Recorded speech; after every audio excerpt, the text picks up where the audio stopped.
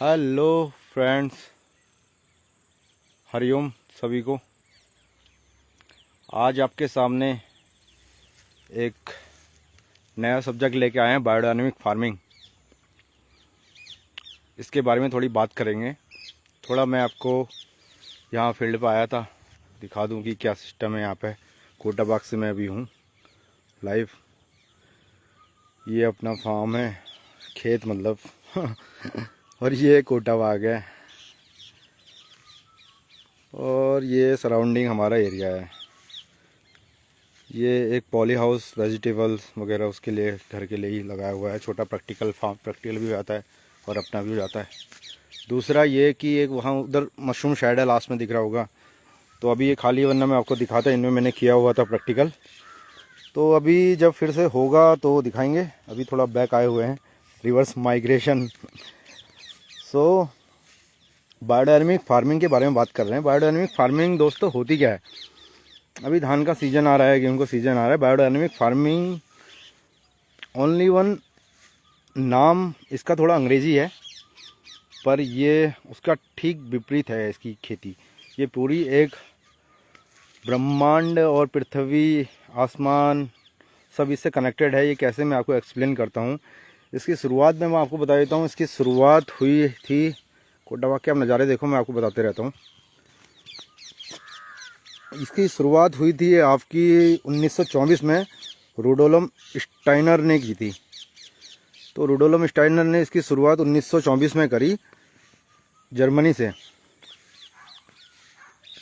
तो इसमें क्या होता है, इसमें खेती में आपका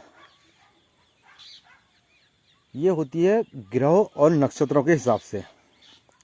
बायोडायनेमिक फार्मिंग को बहुत कम लोग जानते हैं। तो इसमें क्या है कि ये इंडिया में अभी सिर्फ 5% इम्प्लीमेंट हो रही है। बाकी ये सारी बाहर की जो कंट्री हैं, बाहर की कंट्रीज़ में लोग इसे अडॉप्ट कर रहे हैं। अडॉप्ट क्या कर रहे हैं? क्योंकि ये जो कल्चर है, अब देख रहे होंगे, वैसे भी हम अपने सारे कल्चर को छोड़ते जा रहे हैं और बाहरी कल्चर अपना रहे हैं। तो और बाहर के लोग हमारे इंडियन कल्चर को अपना रहे हैं। तो ये राउंड चल रहा है, गोल। तो इसी तरीके से फार्मिंग में भी उन्होंने हमारी जो बायोडायनेमिक पद्धति थी, ये इंडिया की ही है। क्योंकि ग्रह नक्षत्र तो यहीं चलते हैं पूरे। अमावस्या, अपने उत्तरायणी और ये सब, उत्तरायण दक्षिणायन तो यहाँ का है हमारी पद्धति का। तो इस तरीके से ही खेती करते हैं। इसमें क्या होता है दोस्तों, इसमें बीज बोने की भी डेट्स होती हैं। डेट्स का मतलब क्या है कि जैसे इनका मानना यह है, चंद्रमा, साइंटिफिकली रीजन, चंद्रमा जब पृथ्वी के नज़दीक होता है तो ज्वार भाटा, समुद्र में ज्वार भाटा भी उस कारण से आते हैं। तो ज्वार भाटा जो आते हैं, तो ये एक मिट्टी को जीवित प्राणी समझ के खेती होती है। तो ये मिट्टी में भी जीवन मानते हैं, मिट्टी में जीवन मानते हैं। तो इन्होंने अध्यात्म को वहाँ से कनेक्ट कर दिया और बिल्कुल वो सही भी है। मिट्टी में क्योंकि जीवन है, जब ही तो वहाँ से कुछ उग रहा है। तो इन्होंने मिट्टी को जीवन माना और उसके बाद इन्होंने क्या किया कि कुछ चीज़ें ऐसी हैं, आपके थोड़ा सा लंबा जाएगा क्योंकि सब्जेक्ट है एग्रीकल्चर पे बात करने का। इसमें क्या होता है कि बीज बोने की डेट है। डेट जैसे कि आपका जो पूर्णिमा होती है, पूर्णिमा के डेट पे जो भी ज़मीन से ऊपर की फसलें हैं तो वो काफ़ी अच्छी होती हैं। जैसे बेल वाली हो गई, वो काफ़ी अच्छी होंगी पूर्णिमा के टाइम पे। आप कोई सीड अगर लगाओगे, और उसी टाइम पे, अमावस्या के टाइम पे, जो ज़मीन के नीचे की जो चीज़ें हैं, ज़मीन के नीचे उगने वाली, जैसे आलू, मूली, गाजर, ये तरीके की जो क्रॉप्स हैं, वो आप लगा सकते हैं। उनके आपको बेस्ट रिजल्ट मिलेंगे। बेस्ट रिजल्ट इसलिए मिलेंगे क्योंकि आप कभी ये देखते होंगे कि कभी आप बीज को ऐसे ही फेंकते हैं तो तब जम जाता है, कभी आप बहुत सारी मेहनत कर लेते हो, वो तब भी नहीं जम पाता। तो ये वही कारण होता है कि पृथ्वी में ऑलरेडी नमी होती है चंद्रमा के पास होने से। तो उसका रिजल्ट हमने प्रैक्टिकल भी किए हुए हैं, हम उसके कंसल्टेंसी भी दी हुई है हमने लोगों को। तो क्या है कि उसमें कुछ कल्चर्स आते हैं। कल्चर जैसे कि आप उसके कल्चर बनते हैं। कल्चर उसके बनते हैं आपके, जैसे देसी गाय होती है, जो देसी गाय जो होती है, देसी गाय के जो सींग होते हैं उसके अंदर कैल्शियम भरा होता है। अब देसी गाय जो होती है, देसी गाय में आपको पता चलेगा कि जितने बार, एक नॉलेज ये भी है फार्मर्स के लिए, जितने उसके रिंग्स होंगे उतने बार वो उसने बच्चे पैदा किए होंगे, उतने बार वो ब्याई होगी बोलते हैं। तो उतने बार, जितने बार वो ब्याई होगी, जितने बार उतने बार उसमें एक सर्कल इकट्ठा होगा, एक बनेगा छल्ला सा बाहर उसके सींग में, और उसमें उतना एक कैल्शियम इकट्ठा होते रहता है। तो कैल्शियम इकट्ठा होते रहता है, उसके बाद ये इसके कल्चर बनते हैं। कल्चर बनने में जब इसमें फिर इसका जो देसी गाय की बात हो रही है, क्योंकि आजकल की गायों में तो सींग भी नहीं है, और देसी गाय के जब फिर उसके बाद देसी गाय का ही गोबर उस सींग के अंदर डाला जाता है, और उसे उत्तरायण में उत्तरायण में अपने पूरब दिशा को 6 फीट गहरे गड्ढे में उत्तरायण के टाइम में डाला जाता है, और उसे 6 महीने बाद दक्षिणायन में जाके उसे निकाला जाता है। तो उसके बाद जो उसका ये डोज होती है, वो समझ लो 1 एकड़ में 10 ग्राम 20 ग्राम, और वो इस तरीके से इसके कल्चर बनाए जाते हैं। CPP एक मेथड है, वो एक कल्चर है। इंडिया में ये बहुत कम लोग कर रहे हैं, सारे बाहर के लोग अडॉप्ट कर रहे हैं इसे। ये एक प्रोजेक्ट चल रहा है महाराष्ट्र में जहाँ पर से अंगूर लोग ग्रो करते हैं। तो अंगूर में क्या है कि बायोडायनेमिक जो सर्टिफिकेशन होता है, बायोडायनेमिक एक जैसे अपना NOP और NPOP एक सर्टिफिकेशन होता है, जिसके बिना आप विदेश में एक्सपोर्ट नहीं कर सकते हो। उसके लिए क्या है कि अब ये जो है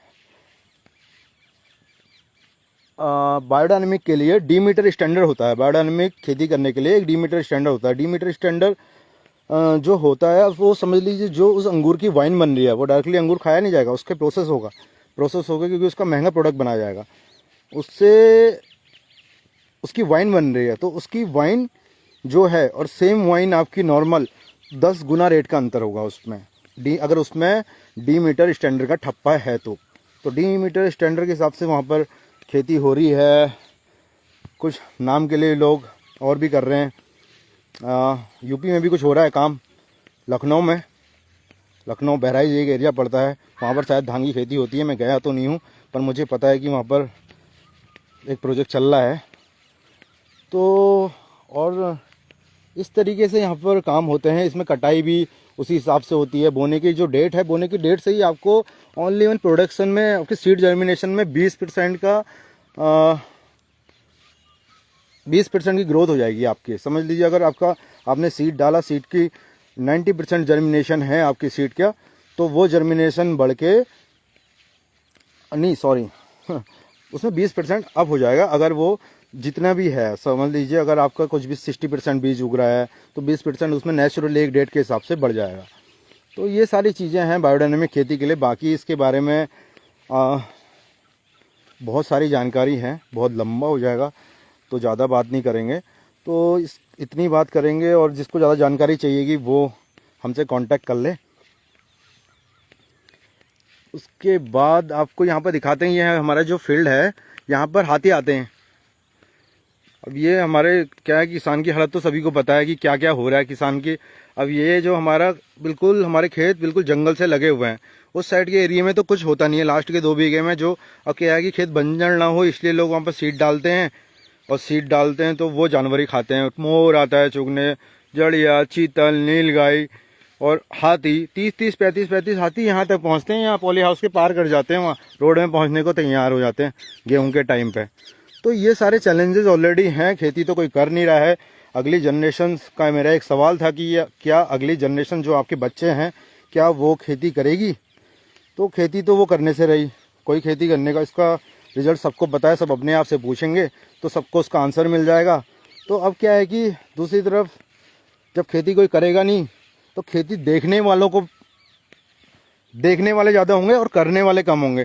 तो इसलिए खेती करो, अच्छे से करो, टेक्निकल सपोर्ट के साथ करो, टेक्नोलॉजी को अपनाओ, जो नई टेक्नोलॉजी आ रही हैं उनको अडॉप्ट करो, क्लाइमेट कंडीशन को देखो, इस हिसाब से खेती करो। तो खेती करके जो देखने वाले लोग हैं वो पैसा देंगे, खेती करने वाले बहुत क्योंकि कम रह जाएंगे। तो ये भी एक आने वाला फ्यूचर चल रहा है, एग्रो टूरिज्म। तो ये सारी चीज़ें हैं। बाकी एक पॉइंट्स और है, मैं अभी इसे सारा हौच पौच नहीं करूँगा। इसी में धान में एक होते हैं कार्बन क्रेडिट्स। ये कार्बन क्रेडिट्स होते हैं जो क्लाइमेट चेंज के ऊपर काम हो रहा है। कोटाबाग में भी इसके लिए काम हुआ है। मैं जल्दी उसके लिए एक वीडियो बनाऊंगा पूरा डिटेल में कि यहाँ पर से फार्मर्स के डॉक्यूमेंट्स लेके गए लोग और वो पैसे क्या क्या हुए, प्रोमिसेस हमें पता था पहले, जो भी है उस बारे में बाद में एक वीडियो आने वाला है। तो कार्बन क्रेडिट और ये सारी चीज़ें इसी में से होता है। जो पानी की बचत होती है, मैंने आपको बताया था कि बाहर के लोग इसीलिए खेती क्यों नहीं कर रहे हैं, विदेश के लोग धान की खेती क्यों नहीं कर रहे हैं। वो इतनी बड़ी बड़ी खेतियाँ कर रहे हैं, अलग अलग टेक्नोलॉजी उनके पास वो हवा में खेती कर रहे हैं। वो धान में क्यों नहीं, धान को क्यों नहीं उगा रहे। वो धान को इसलिए नहीं उगा रहे क्योंकि उन्हें पता है कि एक किलो धान को उगाने में 3000 लीटर पानी लगेगा। 3000 लीटर पानी लगेगा। अभी हम ये जो सारा पानी इसमें लगाएंगे तो आगे जाने वाले समय में तो हमारा देश पानी से परेशान रहेगा। तो इसलिए इंडिया चाइना के बाद सबसे बड़ा एक्सपोर्टर है धान का।